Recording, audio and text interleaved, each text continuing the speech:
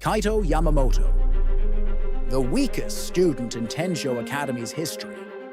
For 3 years, they called him worthless, a disgrace, a zero. Then came the awakening ceremony. And everything changed. The forbidden power of the Void Sovereign, a class so dangerous the gods themselves had sealed it away, chose him as its host. Now, the boy everyone mocked has become the most dangerous being in the Empire. But Kaito wasn't the only one who noticed his awakening. Far above the mortal realm, in the throne room of the 7 gods themselves, a decision was being made. The Void has returned, spoke the God of Order, his voice shaking the heavens. 10,000 years ago, we sealed this power for a reason. The last Void Sovereign nearly destroyed existence itself. He's just a boy, another voice offered. Perhaps he can be controlled. Controlled! The God of Order's rage was absolute. You do not control the Void. You do not negotiate with oblivion. You destroy it, before it destroys everything. And so, the gods made their decision.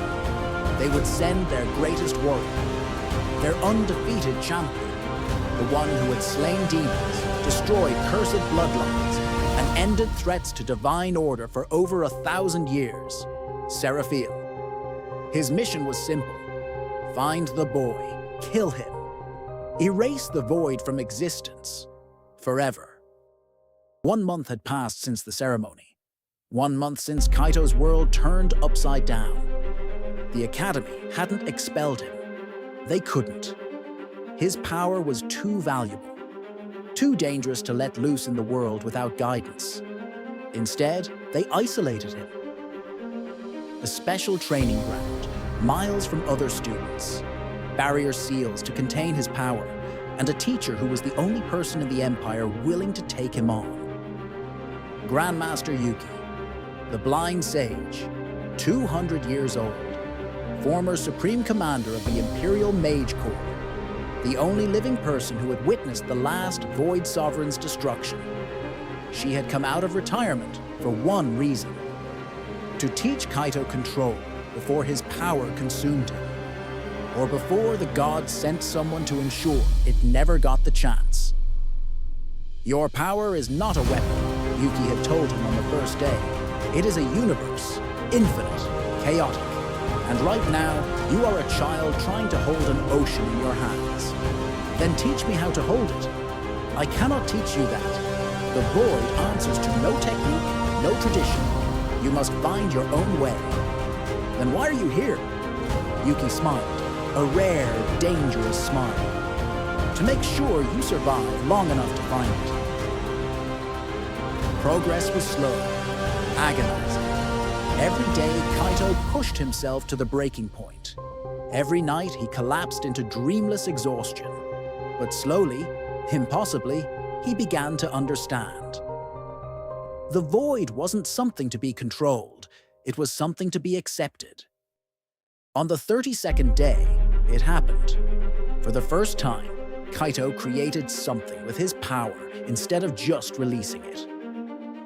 A sphere of pure Void energy, stable in his palm, small, controlled, his. Yuki watched from across the training ground. For a moment, something flickered across her blind face. Hope and fear, because she knew what was coming. Despite his isolation, Kaito wasn't completely alone. News of his power had spread beyond the Academy, beyond the Empire. Students who had once mocked him now debated his potential in hushed tones. Was he a threat? A savior? A monster? No one knew. But someone was about to find out. Arya Chen, A rank, heir to the legendary Ice Empress bloodline, 3rd strongest student in the Academy, and apparently completely lacking in self-preservation instincts. "You're Kaito Yamamoto," she said. Not a question. "The Void Sovereign." Kaito stopped walking. "If you're here to tell me I'm dangerous, save your breath. I've heard it. I'm not here to tell you anything." she held up a small crystal orb. It pulsed with information. I'm here to warn you. 3 days ago, sensors in the northern mountains detected a divine-class energy signature entering our realm. The Imperial Intelligence Bureau is keeping it quiet, but my family has connections.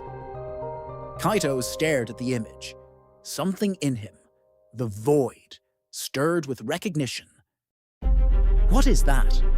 That, Arya said quietly, is Seraphiel, champion of the gods. He's killed demons that made S-rank mages look like children, ended threats that entire armies couldn't stop. And he's here for me. Arya nodded. He's here for you. Why are you telling me this? Kaito asked. We've never spoken. You owe me nothing. Arya was quiet for a moment. Because I watched you for 3 years, getting beaten down, getting mocked, getting treated like garbage by people who weren't worth half your determination. She met his eyes directly. You never broke. You never gave up. You never became cruel, even when cruelty would have been justified. She turned to walk away. I don't know if you're a monster or a savior, but I know the gods don't get to decide that before you've even had a chance to choose for yourself. That's not how the gods see it. Arya glanced back over her shoulder. Then maybe it's time someone taught the gods a new perspective. She walks away into the evening mist. Kaito watches her go. For the first time since his awakening, something other than determination crosses his face. Confusion. And maybe the faintest hint of warmth. Seraphiel arrived at 3:33 in the morning, the hour of divine judgment. He descended through the clouds like a falling star, his golden wings casting light across the sleeping academy. Barrier seals that had protected the grounds for centuries flickered and died at his approach. He was not here to negotiate. He was not here to test. He was here to end a threat before it could begin. Void Sovereign, his voice echoed across the entire academy, waking every student, every teacher, every soul within miles. I know you can hear me. Show yourself. Face your judgment with dignity, or I will drag you from whatever hole you're hiding in. You have 30 seconds. The entire academy watched. The prodigy, Ren, felt his divine blessing tremble for the second time in his life. The teachers, even the elders, knew they were powerless here. This was not their fight. This was not their level. And then, from the shadows of the eastern training grounds, a figure emerged. Kaito didn't run, didn't hide, didn't beg.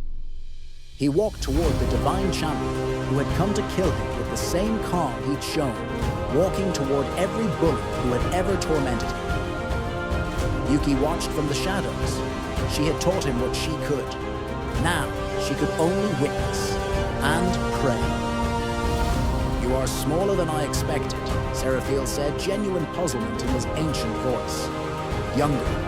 The gods were concerned about this. Appearances can be deceiving, indeed, but power cannot. And I sense your power, boy. Vast, yes, but uncontrolled, unrefined. You've had it for what, a month? 2? 1 month and 3 days. Seraphiel actually laughed. 1 month. I have wielded divine power for over 1,000 years. This will not be a battle. It will be an execution. The divine champion struck. 1,000 years of combat experience condensed into a single, perfect thrust. No mortal should have been able to react. No mortal could have survived. But Kaito was no longer mortal. The void moved before Kaito even commanded it. Pure instinct, pure survival. Seraphiel's spear, a weapon that had pierced the hearts of demons and demigods, was knocked aside like a toy. For the first time in 1,000 years, the divine champion missed. What followed was not a battle between equals. Seraphiel was still stronger, faster, more experienced. But Kaito had something the Divine Champion had never encountered. The void didn't just block divine energy, it consumed it. Every attack Seraphiel launched, the void devoured. Light, fire, holy judgment. The powers that had destroyed demons for millennia vanished into Kaito's darkness like stones sinking into an infinite ocean. And with every attack absorbed, Kaito grew stronger. Impossible, Seraphiel breathed. You're absorbing my power, growing stronger with every attack I make. Kaito wiped blood from his lip, smiled, not with arrogance, but with understanding. That's what the void does. It doesn't fight power. He took a step forward. It eats it. Kaito's counterattack was not elegant, not refined, not the product of 1,000 years of training, but it was powerful. Seraphiel blocked. His divine spear, forged by the gods themselves, cracked. The watching students gasped. The elders fell to their knees, and Seraphiel understood something he had never understood before. He could lose this fight. You are stronger than the gods anticipated, Seraphiel admitted. I came here expecting to eliminate a threat in its infancy. Instead, I find a power that even I cannot easily overcome. Then we're done here. No, we are paused. Seraphiel's eyes blazed with divine light. I will return, with the full authority of the divine realm, with powers you cannot absorb, with weapons designed specifically to destroy the void. And then, Kaito Yamamoto, you will understand why mortals learned to fear the gods. He was gone. The divine champion, who had never retreated in 1,000 years of battle, had retreated from a 17-year-old boy with 1 month of training. Kaito fell to one knee. The effort had pushed him beyond any limit he'd ever known. But he had done what no mortal had done in 10 millennia. He had made a god's champion hesitate. By morning, the news had spread beyond the academy.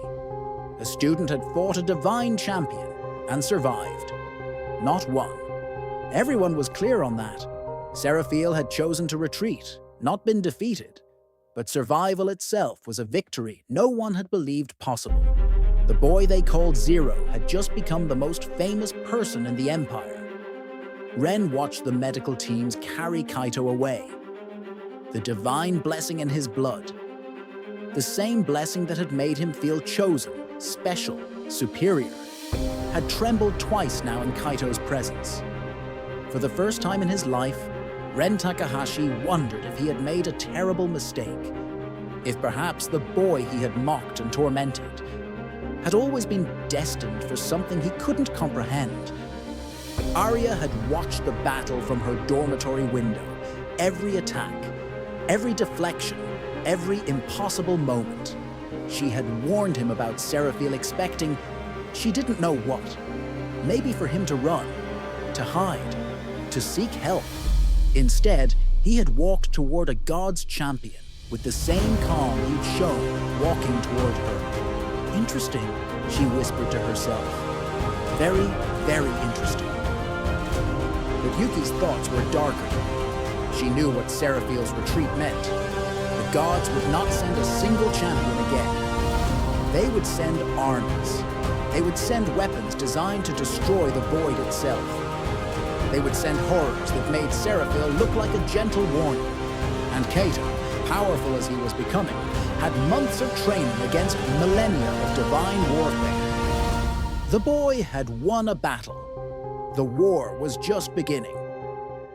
But across realms and dimensions, in a prison the gods had hidden from all creation, something stirred. Something that had felt the battle, felt the void awaken in a new host. Something that had waited 10,000 years for this exact moment. So, the figure whispered, his voice like the grinding of ancient stones. My successor has finally appeared. A smile crossed his scarred face, and he carries my blood. The chains around him, divine chains meant to hold him for eternity, began to tremble. "Hello, grandson. I've been waiting for you. And now that you've awakened, it's time to finish what I started 10,000 years ago. The gods have retreated, for now, but a threat far older and far more dangerous has awakened. Kaito's grandfather, the original Void Sovereign, the being who nearly destroyed existence itself. He's alive, he's aware, and he has plans for his successor. What happens when Kaito discovers his true bloodline? Will he embrace his destiny or fight against it? Part 3 is coming soon. Subscribe now and turn on notifications so you don't miss a single moment. And tell me in the comments, if you discovered your grandfather was an ancient evil sealed away by the gods, what would you do? See you in the next chapter.